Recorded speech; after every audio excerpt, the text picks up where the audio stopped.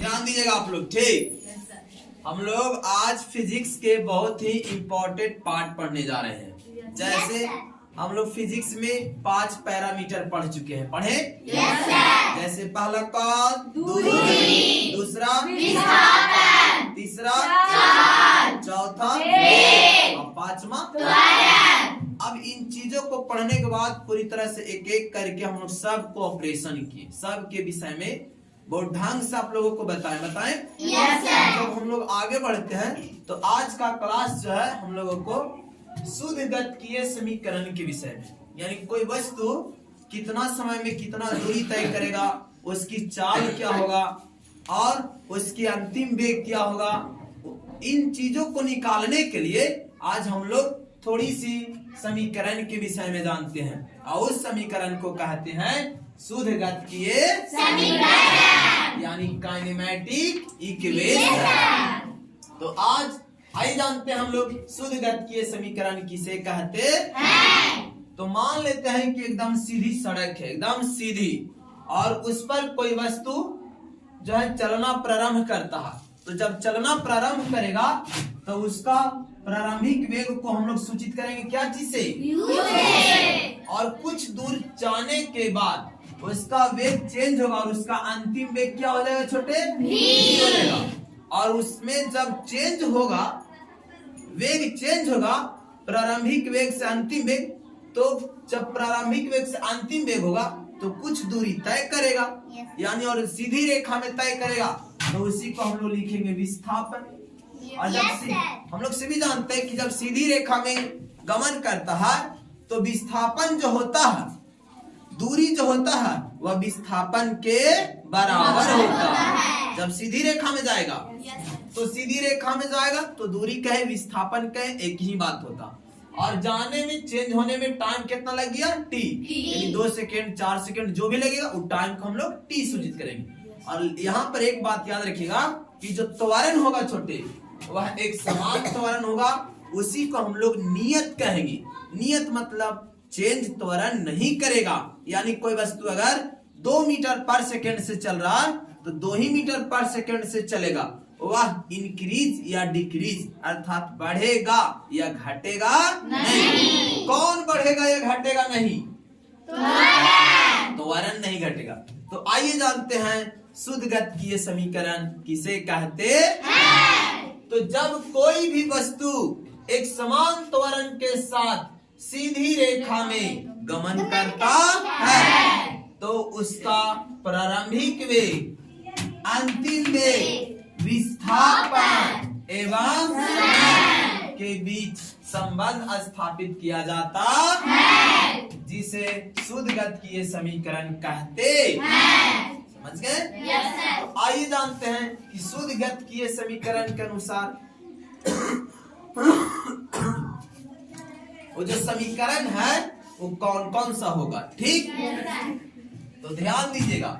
जैसे शुद्ध गतिकीय समीकरण में हम लोग समझ चुके हैं कि यहाँ पर जब भी दिया रहेगा तो कितने हम लोगों को पैरामीटर्स दिए हुए हैं जी। ये आपका प्रारंभिक वेग, अंतिम वेग, विस्थापन, त्वरण, समय, इसी बीच, इन्हीं चीजों के बीच हम लोग अभी संबंध स्थापित करने जा रहे हैं। तो पहला शुद्ध गतिकीय समीकरण जो होता है वो होता है v बराबर u प्लस 8t। पहला शुद्ध गतिकीय समीकरण कौन? v बराबर u प्लस 8t। दूसरा जो होता है छोटे वह v स्क्वायर बराबर u square plus 2as plus 2a। तीसरा जो होता है वह s बराबर ut plus half at square. तीसरा जो होता है s बराबर ut plus half at square होता। इसके बाद चौथा जो होता है छोटे s बराबर और लिख सकते हैं, वो क्या लिख सकते हैं छोटे? तावरी प्रारंभिक वेग लिए थे, तावरी अंतिम वेग लिखेंगे, यानी vt। तो अभी प्लस था तो लिख देंगे कोची हाफ at स्क्वायर। इसके बाद हम लोग पांचवा में लिखेंगे s बराबर final plus initial by 2 into t। इस प्रकार से हमारे शुद्ध गतिकीय समीकरण कितने हैं छोटे? 5। इन्हीं चीजों को हम लोग इकाई से जानेंगे। तो आइए जानते हैं हम लोग थोड़ा सा कि किसको क्या कहा जाएगा, किसको क्या कहा जाएगा। जैसे यू, क्या चीज छोटे? यू को हिंदी में क्या बताएंगे, क्या कहेंगे? बोलिए सबको। जी, प्रारंभिक वेग। इसी को कहा जाता है इनिशियल, कुछ बोलेंगे? वेलोसिटी। Initial velocity. इसके बाद फिर भी हो गया, भी को क्या बोलेंगे छोटे? अंतिम वेग कहा जाता है, और इसी को बोलेंगे फाइनल, कुछ बोलेंगे? Final velocity.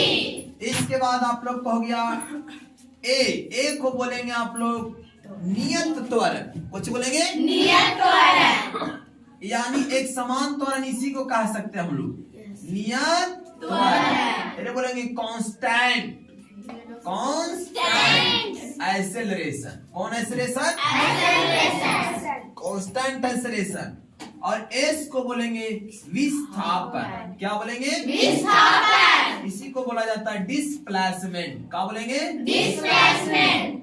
और टी तो आप लोग भली भांति जानते हैं, टी को क्या बोलेंगे? और इसी को अंग्रेजी में क्या बोला जाता है? टाइम कहा जाता है। समझ गए? इस प्रकार से हमारे इन पांचों जो है इसी के बीच हम लोग संबंध स्थापित किए, और उसी को कहे हम लोग क्या चीज?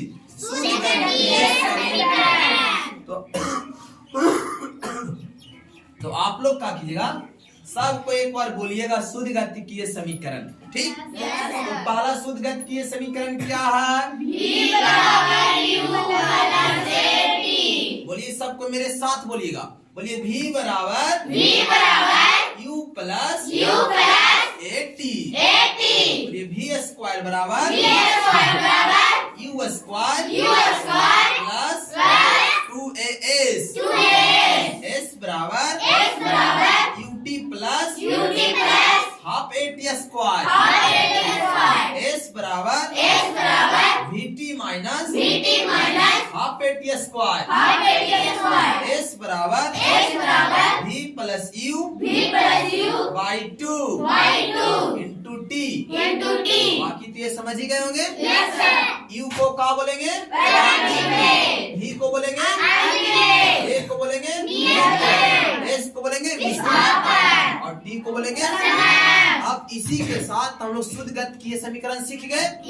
अब इसी पर आधारित हम लोग नेक्स्ट क्लास में जो भी न्यूमेरिकल आएंगे, आंकिक प्रश्न आएंगे, उसको एक एक करके सोल्व किया जाएगा। चलिए आज यहीं तक।